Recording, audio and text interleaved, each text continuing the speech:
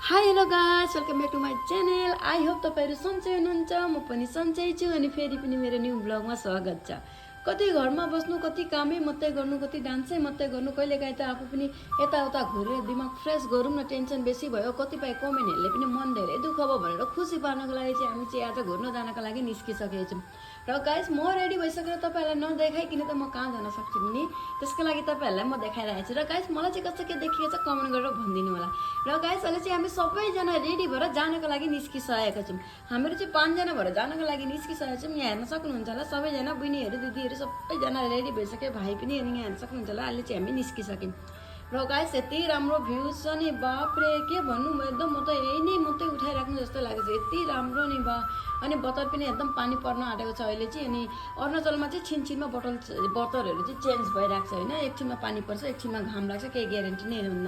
त्यसको लागि चाहिँ अहिले हामीहरू सबैजना भएर जानतिर लाग्यौँ। यहाँ हेर्न सक्नुहुन्छ होला, बाटोमा यस्तो राम्रो भ्यूजहरू देखेर मलाई चाहिँ एकदम खुसी लाग्यो। अनि जति पनि नेगेटिभ कमेन्टहरू थियो तिनीहरूलाई चाहिँ एकदम मैले दिमागबाट हटाइदिएर एकदम माइन्ड चाहिँ फ्रेस गरेर घुर्नतिर लागेँ। यहाँ हेर्न सक्नुहुन्छ होला गाइस, अहिले चाहिँ हामीहरू गइरहेछौँ, हेरिरहेछौँ। र हाम्रो चाहिँ गएको ठाउँ सिडी छ, अरुणाचल प्रदेश। र यहाँ चाहिँ हाम्रो पिकनिक प्लेस हो, त्यसको लागि चाहिँ धेरै राम्रो लाग्छ। जतिखेप आए पनि आम लागिरहेको छ, घुरुम घुरुम लागिरहेको छ। यसै पनि हामीहरू महिनामा 2-3 खेप त आउँछौँ। त्यही पनि यस्तो पहाड इलाकामा नदीहरूको छेउमा बस्यो भने चाहिँ दिललाई चाहिँ भिन्दै एउटा सुकुन मिल्छ, शान्ति मिल्छ। त्यसको लागि चाहिँ हामी त्यसको लागि पनि प्रायः नै आइरहेको छौँ। र गाइस, अहिले चाहिँ हामी यहाँ मात्रै आएर पनि हुँदैन, हामी फार्स्ट चाहिँ यहाँ बटरफ्लाई पार्क जुन छ त्यो पार्कमा चाहिँ हामीहरू पस्छौँ भनेर। अनि दिदी चाहिँ फर्स्ट टाइम आएँ कि हामीहरूसँग होइन, यत्रो दिन त उहाँ बसेको थिएँ, बल्ल बल्ल माइत आएँ नि, दिदीलाई पनि घुरौँ न भनेर। अनि दिदीलाई पनि लिएर गयौँ हाम्रो सबैजना भएर। अनि यहाँ हेर्न सक्नुहुन्छ होला, बटरफ्लाई पार्कमा मैले एन्ट्री मारिसकेँ। यहाँ हेर्न सक्नुहुन्छ होला, भिडियोहरू बनाउनको लागि चाहिँ हामीहरू कमी छैनौँ है, जस्तै जे भने पनि बनाइहाल्छौँ। बादमा हाल्न पनि सक्छौँ, त्यो त पछाडिको कुरो हो। हामीहरू चाहिँ एकदम भिडियो बनाउनुतिर लागिहाल्यौँ। हेर्न सक्नुहुन्छ होला, गेटबाट पसेको ओरेको सब भिडियो चाहिँ चिरिक चडक पारेर हामीले लिइहाल्छौँ। अनि आज चाहिँ पानी परिरहेको थियो भनेर पार्कमा मान्छेहरू एकदम बिल्कुलै थिएन, हामीहरूको ग्याङ मात्रै थियौँ। अनि धेरै सजिलो भएको थियो रिल्सहरू बनाउनु, नभए मान्छेको माझमा चाहिँ मलाई चाहिँ अलिकति लाज लाग्छ क्यामेरा निकालेर ब्लगहरू भिडियोहरू गर्नुको लागि। तपाईँहरूलाई कोलाई त्यस्तो हुन्छ कमेन्ट गरेर भनिदिनु होला। मलाई चाहिँ धेरै लाज लाग्छ, म चाहिँ लुकी भए पनि भिडियो बनाउँछु ओर्छु, अनि घरमा आएर चाहिँ भोइसहरू दिन्छु। र गाइस, अहिले चाहिँ हाम्रो सबैजना आइसकेको छौँ। अनि पार्कमा घुर्नेतिर लागेको छौँ सबैजनाले। पार्कको अब होइन यति राम्रो छ, अनि हामी सबैजनाले पार्कको मजाहरू लिँदैछौँ, घुर्दैछौँ, सेल्फी रिल्स त्यस्तो त भइहाल्छ।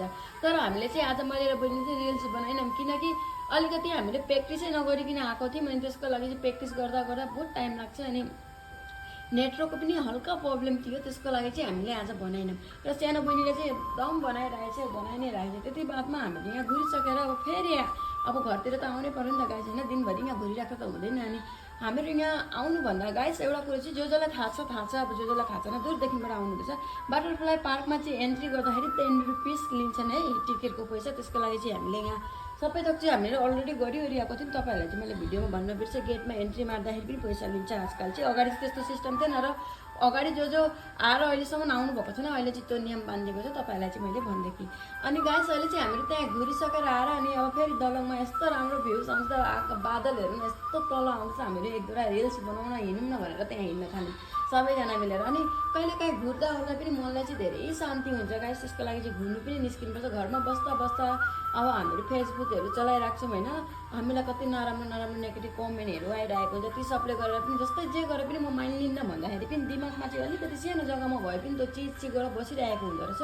ती सबैहरू फ्रेस गर्नको लागि यसो निस्केर कहिलेकाहीँ घुर्नु पनि जानुपर्छ। यसो त हामी कम घुर्नु जान्छौँ, त्यही पनि अब होइन कहिलेकाहीँ टाइम पाएको बेलामा चाहिँ निस्केर हिँडिहाल्छौँ हामीले। त्यसको लागि चाहिँ र गाइस, फाइनली अहिले चाहिँ हामीहरू घर आउनेतिर लाग्यौँ। र आजलाई चाहिँ यति नै। तपाईँहरूलाई मेरो भिडियो हेरेर कस्तो के लाग्छ कमेन्टमा गरेर भनिदिनु होला। Thank you for watching.